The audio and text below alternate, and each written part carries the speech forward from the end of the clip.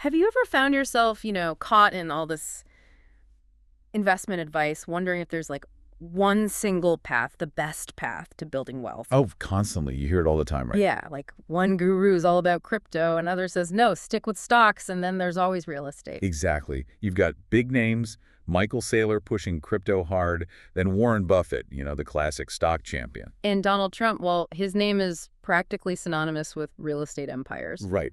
But here's the thing.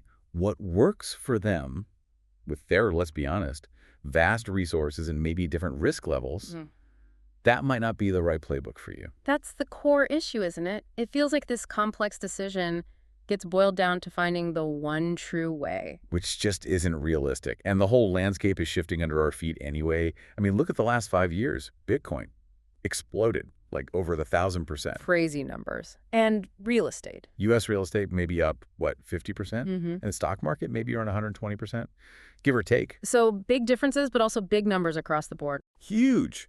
But, and this is the crucial part, right? Past performance. Well, it doesn't guarantee future results. Everyone knows that. But it's easy to forget. So the real question is, okay, what now? What will the next 5 years look like? How do these things actually stack up against each other? Exactly. Especially when you factor in things like risk, regulation, how easy it is to even get involved. That's what we need to unpack. Absolutely. So today, that's our mission. We're taking a real deep dive, comparing crypto, traditional stocks, and yeah, we'll touch on real estate too. And the goal isn't to give you the answer. No, definitely not. It's about giving you the tools, the insights to see the key differences, maybe some surprising similarities too, and what you really need to consider so you can start building a strategy that makes sense for your future. And we will get back to those questions we posed, like what does the recent ETF approval in the U.S. mean for crypto? How do things like meme coins fit in? Right. It's about getting beyond just the headlines. Okay, so where do we start? Maybe with the basics, laying the foundation. Good idea. Let's just quickly define what we're actually talking about with each of these. Crypto first. For listeners who are maybe newer to this space, what's the core idea? Okay, crypto. Essentially, they're digital or virtual assets. They use cryptography, hence the name, for security. And they run on that blockchain technology we hear so much about. Exactly. A decentralized digital ledger. That's key, decentralized. It means it's generally outside the control of governments or central banks. So transactions are public on the ledger, but the users can be somewhat anonymous or pseudonymous at least. That's the idea. It uses networks of computers to validate things, primarily for online transactions, though you see it used for some physical purchases now too. And it's not just Bitcoin, right? There are thousands. Holy, tons. Over 26,000 different tokens last I checked, around mid-2024. Bitcoin is just the most famous one. The key things are that independence, the transparency and security from the blockchain, and often scarcity, like Bitcoin being limited to 21 million coins ever. That's built in. Okay, so digital, decentralized, often scarce. Got it. Now stocks, how does that compare?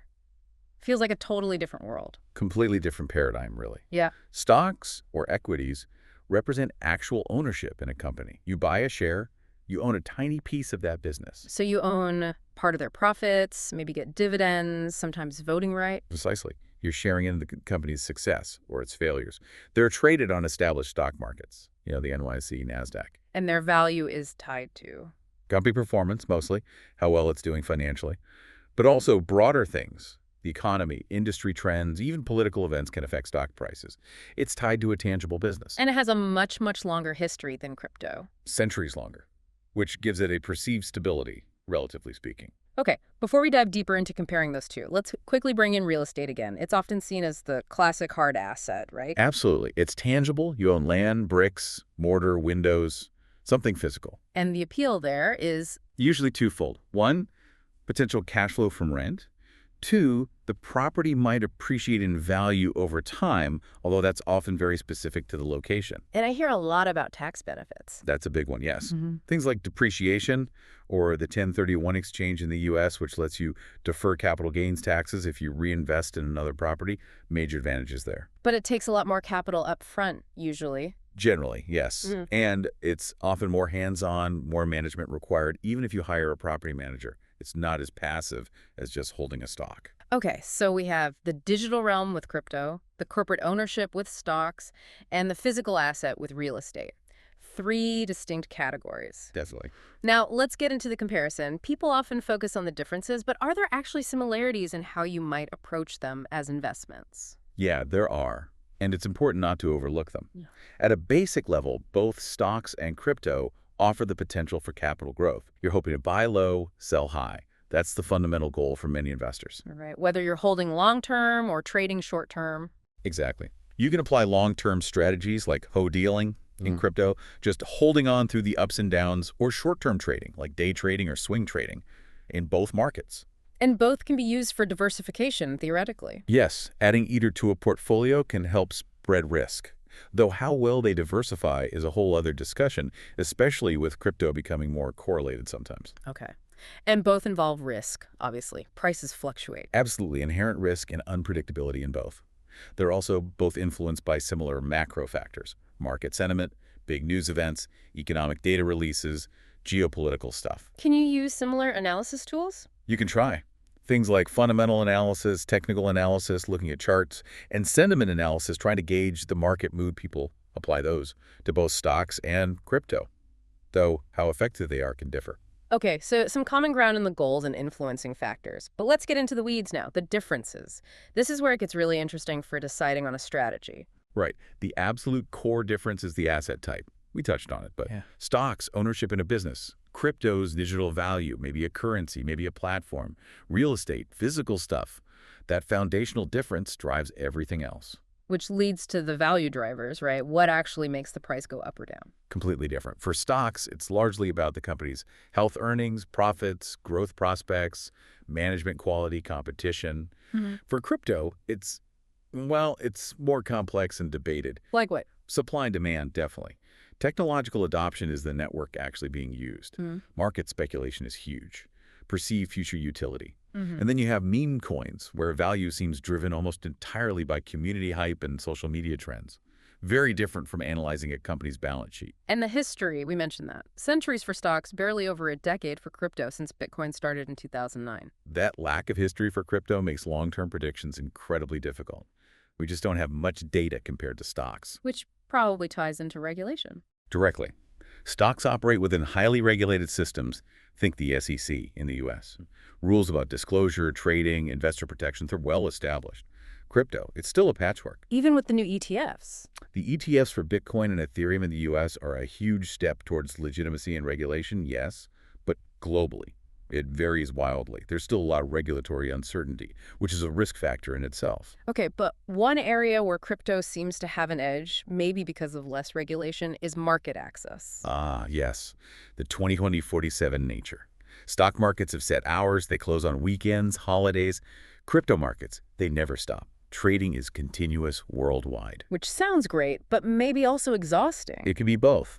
Flexibility on one hand, but also the pressure of constant market movement on the other. What about transparency? Crypto's blockchain is public, but is that the same as corporate transparency? It's different. Stock transparency comes from regulations, forcing companies to release financial reports, quarterly earnings, etc. Crypto transparency is about the transaction ledger itself being public on the blockchain, but the actual projects or entities behind the tokens. The legal scrutiny isn't always as close. Authorities are still catching up. And in terms of sheer size, market cap, stocks still dwarf crypto. By a huge margin. Mid-2024 figures were something like $55 trillion for global stocks versus maybe $2.5 trillion for all of crypto. Crypto's grown incredibly fast, but it's still much smaller overall. Which likely contributes to the difference in risk and volatility. Absolutely. Crypto is famously volatile. Massive price swings, both up and down, can happen very quickly. Much more so than generally seen in the broader stock market. Stocks are generally considered more stable, but they can still have significant downturns, of course. We hear about massive returns in crypto sometimes. How do they realistically compare over, say, the last decade? Well, the numbers are eye-popping for Bitcoin, for example. Average annualized return over 10 years, maybe around 63–64%. The S&P 500, closer to 15–16%. Wow, that's a huge difference. It is, and it's a massive but that comes with that extreme volatility and risk we just talked about. Yeah. And that's Bitcoin. Many altcoins have gone to zero. So the potential is there, but the risk of loss is also significantly higher. Okay, let's talk utility. What can you actually do with them? Stocks are primarily for investment, representing that ownership stake. Crypto has a potentially broader range of functions. Yes, investment, but also potentially peer-to-peer transactions, powering smart contracts on platforms like Ethereum, staking to earn rewards, yield farming and decentralized finance, even participating in network security through mining. Interesting. What about passive ownership? Once you buy, how much work is involved? Stocks are generally the most passive. You own the share, the company's management team runs the business. Real estate, as we said, often needs active management, even with help. Crypto. For most people who just buy and hold, it's pretty passive once you've figured out secure storage. But things like staking require a bit more action. And tax benefits. Real estate seemed like the winner there. It generally is, yeah. Yeah. Depreciation, 1031 exchanges, those are significant advantages for real estate investors. Stocks have capital gains taxes when you sell at a profit. Crypto taxation is, well, it's still being figured out in many places, often treated like property, leading to capital gains taxes too. But the rules can be complex and are evolving. Two more big practical points. Liquidity. How easy is it to sell? And barrier to entry. How much money do you need to start? Good ones. Liquidity. Major stocks are usually highly liquid, easy to buy and sell quickly during market hours. Crypto varies hugely. Bitcoin, Ethereum, very liquid. Smaller altcoins can be very difficult to sell without impacting the price, what they call low liquidity. Real estate is the least liquid selling property, can take months or longer. And the cost to get started. Barrier to entry. Stocks have become very accessible. Many brokers allow fractional shares, so you can start with, say, $5 or $100. Crypto is often even more accessible. You can buy tiny fractions of a coin, literally pennies sometimes. Real estate. That's usually the highest barrier, requiring significant capital for down payments, closing costs, etc. Okay, that's a lot of differences. So, faced with all this, how does someone actually choose a path? It sounds incredibly personal. It absolutely has to be. There's no single right answer. Your strategy must line up with your own financial goals. What are you trying to achieve? Your genuine risk tolerance? How much volatility can you actually handle without panicking?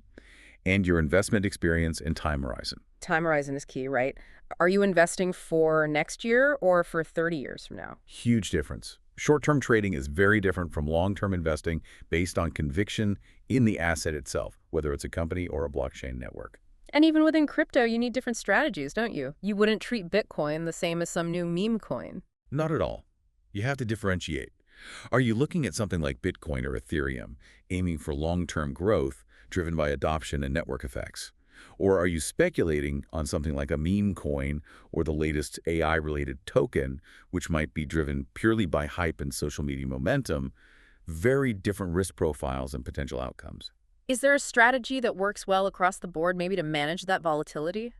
Dollar cost averaging, DCA, is often recommended, especially for long-term investors in both stocks and potentially crypto. That's where you invest a fixed amount regularly, right? Like $100 every month, no matter the price. Exactly. It averages out your purchase price over time, reduces the risk of buying everything at a market peak, and enforces discipline. It takes the emotion out of trying to time the market.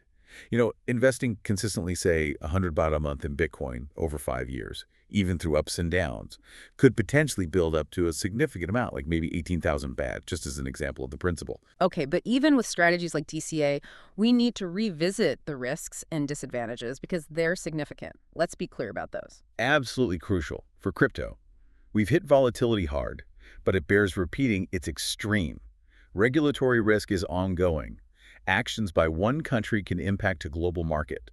Security is a major concern. Hacks of exchanges, losing your private keys if you self-custody. That means your funds could be gone forever. And most cryptos don't generate income on their own. Generally, no cash flow unless you're actively staking or yield farming, which introduces its own complexities and risks. Plus, the long-term viability of many altcoins is completely unproven. It's hard to separate the signal from the noise. Okay, what about stocks? They're safer, but not risk-free. Definitely not risk-free. You face market downturns, recessions. Individual companies can fail, face scandals, or just underperform. For new investors, the emotional ride can be tough. And remember, they're still paper assets. If a company goes bankrupt, shareholders are often last in line, and you could lose everything. Profits are never guaranteed. And real estate. The big ones are the high cost of entry, the potential headaches of being a landlord or managing property, and that illiquidity. You can't just sell it instantly if you need cash. So given all these distinct risks in each category, that really hammers home the importance of diversification, doesn't it? It's the classic advice for a reason. Don't put all your eggs in one basket. Spreading your investments across different asset classes, stocks, maybe some crypto, maybe real estate, maybe bonds or gold, can potentially help balance risk and reward. But it's not just set it and forget it diversification, right? You need to manage it. Yes, portfolio rebalancing is important. Over time, some assets will grow faster than others, changing your overall risk exposure. Periodically rebalancing back to your target allocation helps keep your strategy on track. One challenge you mentioned earlier was identifying value, especially in crypto. How do people even attempt that? It's tough. For stocks, you have established metrics, Hmm. price to earnings ratios, discounted cash flow analysis, etc. For crypto, it's much newer. For Bitcoin, maybe it's about adoption rates, network security, supply and demand. For networks like Ethereum, maybe it's about the usage, the gas fees being paid. But traditional valuation models don't neatly apply. It's a major challenge. Okay, finally, let's talk market trends. What should investors be watching as these worlds seem to be connecting more? Well, in crypto, there used to be a strong belief in four-year cycles tied to Bitcoin halving. Whether that holds is debated now as the market matures. What's undeniable is growing mainstream adoption. Those Bitcoin ETFs are a big deal. More institutional money is flowing in. There's even talk of some governments potentially holding Bitcoin reserves. And that's causing crypto to trade more like stocks sometimes. We're seeing increased correlation, especially between Bitcoin and major U.S. stock indices like the S&P 500 or NASDAQ. When the stock market moves, crypto often follows more closely now than it used to. What about Bitcoin versus all the other altcoins? The current narrative seems to be focusing more on Bitcoin, maybe Ethereum. Some analysts think the massive altcoin seasons we saw in the past might be harder to come by, just because there's so many coins now competing for limited capital and attention. Liquidity gets fragmented. And broader economic factors matter more now. Absolutely. Things like inflation data, interest rate decisions by the Fed, these now have a significant impact on crypto prices, much like they do on stocks. The crypto market isn't operating in a vacuum anymore. It's increasingly integrated into the global financial system. So wrapping this all up after our deep dive, it really feels like the biggest takeaway is that there's no magic bullet, no single best investment. Not at all. It truly fundamentally depends on you, your personal financial goals, your comfort level with risk, real comfort level, not just imagine, and how long you plan to invest. Whether you lean towards stocks for their stability and history, or real estate for the tangible asset and cash flow potential, or maybe you're drawn to the innovation and, yes, the high risk, high reward potential of crypto. The key is understanding what you own, why you own it, and actively managing the associated risks. That's what successful investing looks like, regardless of the asset. It makes you think maybe the most valuable asset in this changing landscape isn't just the stock or the coin, but the commitment to keep learning and adapting your strategy. That's a great point. What will be the next big shift as these financial worlds collide even further? And maybe more importantly, for everyone listening, how are you going to position yourself for whatever comes next? Food for thought, definitely. We really hope this deep dive has given you some valuable perspective and practical insights for your own investment journey. Yeah, hopefully it helps cut through some of the noise out there. And if you found this discussion helpful, if you want more analyses like this, please do us a favor, like this video, share it with someone who might benefit, and definitely subscribe to Investor Podcast right here on YouTube. Your support really does help us create more content to help you become a smarter, more informed investor. Thanks for tuning in.